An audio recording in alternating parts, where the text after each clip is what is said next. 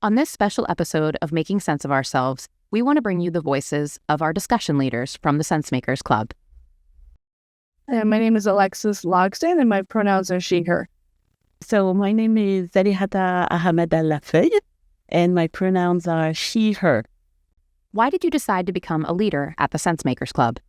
I would say, I think the thing that got me interested in it was feeling a little bit frustrated with the kind of devolving level of quality of conversations in a lot of online spaces. I wanted some place where there was a little bit more thoughtful, considerate, and focused kind of conversations that could happen amongst people who were trying to come to some understanding together as opposed to just randomly fighting with one another. For me, I think that the kind of the same reason as Alexis, which is trying to have deeper conversations, more meaningful conversation on the topic that we are both hosting. These were conversations I was having with a lot of people around me, randomly, and trying to bring that to a community where we could keep track of what we're talking about and maybe have this longer, more thoughtful conversation in the long term is something that I was looking for. So it seemed to be something that really appealed to what I was looking for at the time. Tell us about your topic. What was the most recent discussion about? The official title of our group is Making Sense of Neurodiversity and Neuro Inclusion. But I think the reason why I emphasize the official title is that as these conversations evolve, one of the things we've talked quite a bit about is the different ways that people who are what you could call neurodiverse, neurodivergent, neuroatypical, etc., might refer to themselves and to others in relation to themselves. And so that's been an interesting thing to just kind of dig through a little bit. I think that the way that the Sensemakers Club is dealing with being inclusive is already very well thought. And I think we're the only group that has inclusion in the name. So for us, it was going even further in trying to make space for people to think about their answers before answering. Make sure that we have this respect of people's personalities and people's ways of thinking was really at the heart of whatever we prepared for all the conversations. So our most recent discussion was the broad topic was, how do you make sense of yourself and others through the lens of neurodiversity? But we ended up spending about half of our time talking through people's answers to our icebreaker, which involved having them identify themselves in one of a bunch of memes that we posted. Which one of these best represents you when you found out about neurodiversity? And we kept it kind of intentionally broad in terms of not necessarily about diagnosis or individual experience, but just kind of it could mean any of these, a broad range of things. But because that was kind of broad, it actually ended up leading really well into a conversation about making sense of yourself and others through neurodiversity, through the lens of neurodiversity. It was a great conversation starter and then a really rich topic once we got going. I think that what we were also looking for is for introspection. And this was also a good topic for people to actually take some time to reflect. I know that having recognizing yourself or recognizing others as neurodivergent can be something unexpected and something that is brings some shuffling in your mind. And I was really happy that we brought this space where people could just take the time to think about it for a few minutes and exchange with peers. And for me, it was really valuable in this sense. What has surprised you about leading this topic? Something that came up in our last conversation was about a sense of needing newness and difference and constant change as a way of kind of giving yourself the dopamine you need to get moving. One person talked about that through travel and that they've always kind of had a restless spirit and needed to feel like they needed to travel a lot to kind of appease that or thought about. And I'm personally thinking about moving to another country in a couple of years. Other people had similar goals or past experiences with that. But I think that also there was this interior, a lot to do with exploration, because there's this interior exploration that people we're talking about too, that came through in terms of like doing a deep dive on a research topic, or there are some of us who are librarians, or some of us who love doing genealogy, and like just something where you can like just get like keep digging to the bottom until see if you can ever find the bottom of the hole. And it seems like it, you know, the less you can do that, the better it is in some ways, because you're like, let's just keep going. I want to find out everything there is to know about this thing. So just seeing those kind of parallels amongst a group of people who, you know, have a lot of different backgrounds was pretty interesting to see and exciting, I thought, and just very validating too. I think that for me, the thing that was surprising, I didn't expect at all the conversation to touch on other diversities. And I think that there are several times where we touched on like being someone from another culture, or from a different skin color, or a different religion, or different sexual orientations can actually impact your space as being neurodivergent, and also how you see yourself, how others see you. And I was actually really happy about it in a way, because I didn't expect it, but it brought some sorts of validation, because my experience is so multifaceted that I was really happy to have this space where other people also had different facets of their neurodivergence. So for me, I think it was the thing that was really interesting. Where do you hope to push your topic in the future? But something we've talked a lot about in our planning sessions is around kind of like how we show up as neurodivergent people in our workplaces, and other, maybe in school too, would be another example of like where you're kind of expansive and unconventional ways. Maybe you're coming up against some like structures that are really a little more rigid, a little more, the expectations may not match the way that you normally would behave. I think that I would love to dig more into that kind of like the ways that we feel sometimes belittled or gaslit or even shunned in some ways, and how we can sometimes turn that on ourselves as well.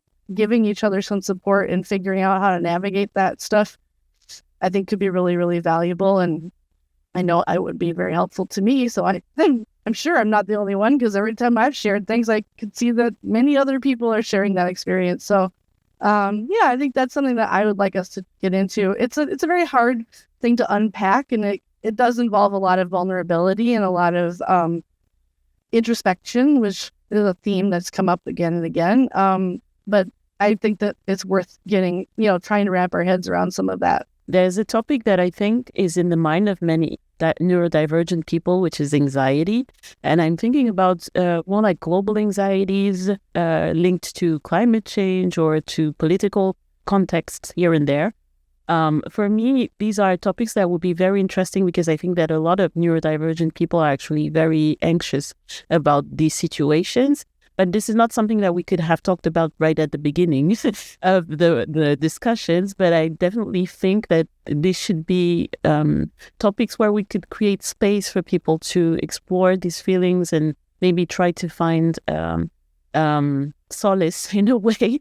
Maybe not solutions, but at least knowing that you're not alone, dreading the end of the world in so many different ways. For me, this is really a topic that I would love to explore in the future month.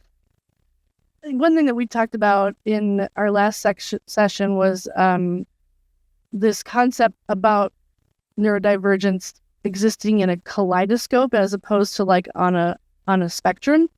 When I encountered that idea, I thought, oh wow, this is like feels like a good way to like celebrate the way our brains work, instead of thinking of it in terms of like, wow, I'm all over the place, I can't just focus on a single thing, and instead thinking about how like, yeah, that quote unquote lack of focus is actually more like I have a lot of complex things moving in a lot of directions. Sometimes they might feel really disjointed, other times they might feel really, really harmonious.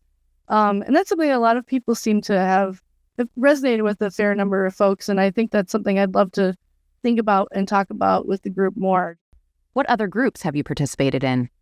I participated to the Making Sense of Leadership, which was, for me, it just validated the fact that the thoughtfulness of the inclusion of the community, I think.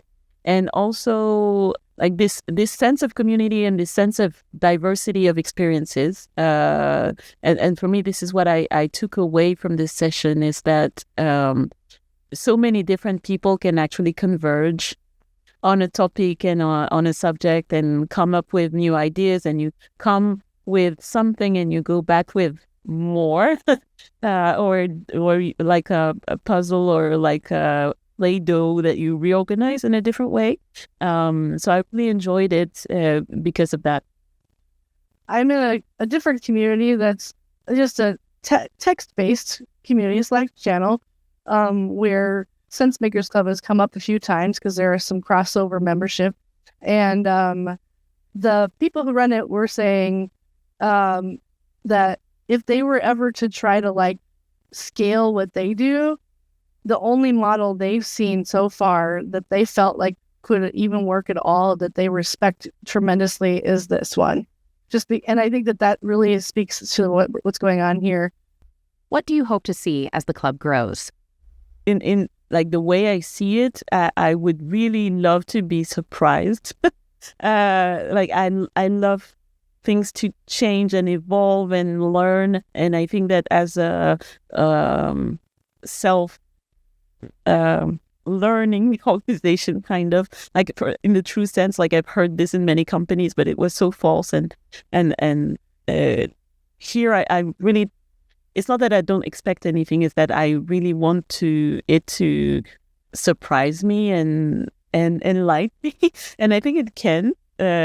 So I'm just hopeful, and I want to also invest as much as I can to make it look like the people that are in it, and change as much as it needs to change, and but keep the foundations that makes it so nice and inclusive. I think for me, I think that what I'm most interested in seeing happen is a growth that isn't just about growing up and growing bigger and growing out, but also growing deeper roots and more connection in that, and it just like creating a stronger connectedness at the base of everything. I learned that you can create something that looks like you. So I'm really in awe in the way that the community was created and the people were recruited, all of these different steps, and also trained and also shared and prepared.